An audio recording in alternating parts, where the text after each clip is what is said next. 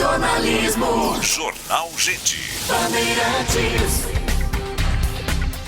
Agora às 9h30 aqui no Jornal Gente, na Rádio Bandeirantes, a gente vai falar mais sobre o apagão que atingiu praticamente o Brasil inteiro durante a manhã de ontem e em alguns estados, mais do que amanhã. A energia foi restabelecida ao longo da tarde.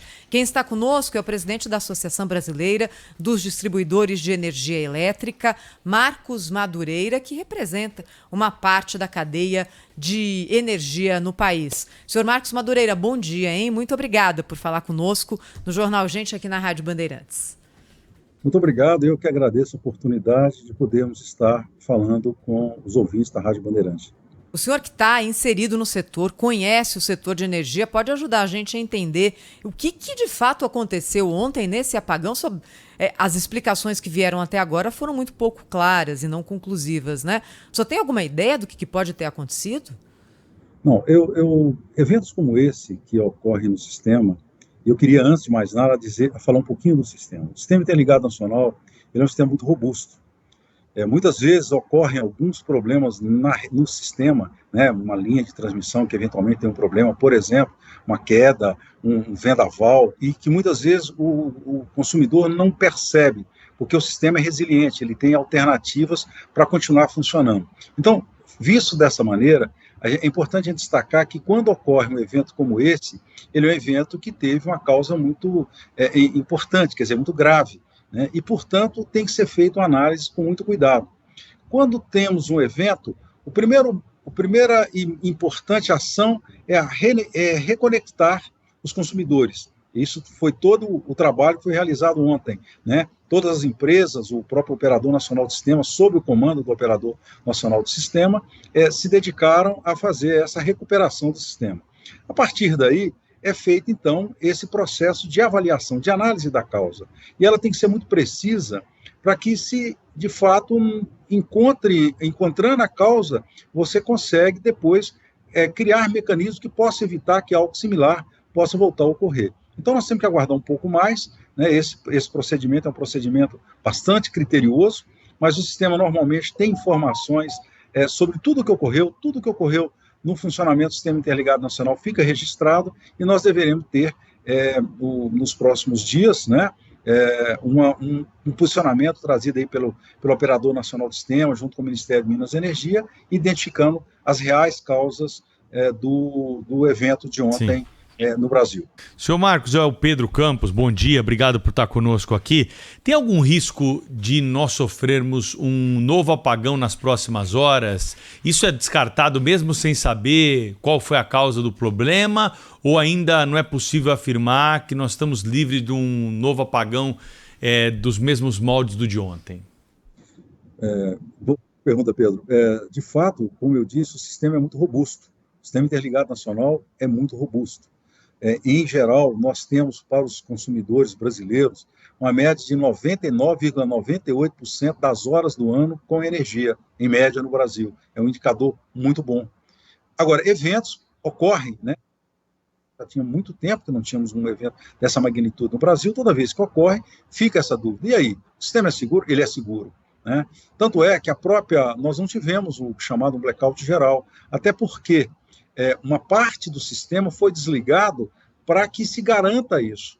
Eu gosto de fazer uma comparação, se me permite, que nós temos que ter um equilíbrio entre o que são a geração que nós estamos tendo em um determinado momento com a carga, né, o que está sendo consumido pelos diversos consumidores residenciais, industrial, comercial, rural, etc. E pensa numa balança, nessas balanças de prato, onde de um lado nós temos a carga e do outro lado nós temos a geração. Isso tem que estar equilibrado. Eu nem posso ter a balança pendendo para eu ter uma carga maior e uma geração menor, que nós temos um problema no sistema. Também o contrário também não funciona se eu tiver uma geração mais elevada. E, portanto, alguma das ações que nós assistimos ontem, principalmente na região sul-sudeste, foi a desconexão de parte das cargas para manter esse equilíbrio. Na medida em que nós perdemos geração, principalmente oriunda do que nós temos de concreto, que se perdeu a conexão entre o sistema norte e nordeste com o sul-sudeste, nós ficamos sem uma geração que era importante naquele momento, vinda daquelas regiões. Então, houve a necessidade de retirar a carga, e essa carga tem que voltar de uma maneira equilibrada. Isso dá a dimensão, né, do que foi feito para que nós não tivéssemos um blackout.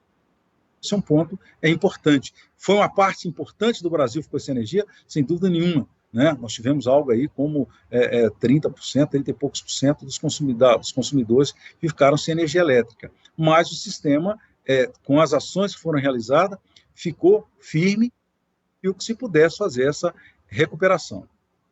A gente está conversando com o presidente da Associação Brasileira dos Distribuidores de Energia Elétrica, Marcos Madureira, aqui na Rádio Bandeirantes.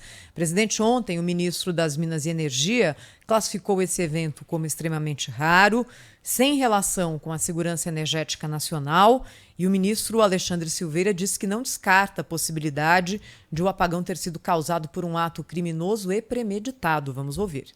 Esse evento ter acontecido nesse horário da manhã, da forma que aconteceu, nos incita a estarmos pormenorizadamente pedindo que outros ministérios mais especializados na apuração de eventuais práticas que não coadunam com o que é importante para o setor, participem conosco da apuração do ocorrido nessa data. Nós vamos encaminhar tanto a Polícia Federal quanto a ABIN a instauração de procedimentos para apurar eventuais dolos nesse ocorrido de hoje.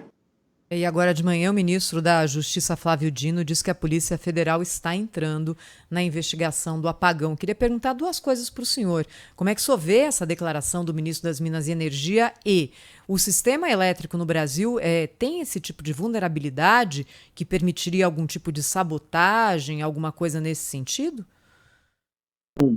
Eu acho que é uma medida complementar que o ministro está tomando, né? Então é uma decisão importante dele de fazer essa avaliação. Acho que isso é perfeitamente enquadrável num evento dessa magnitude.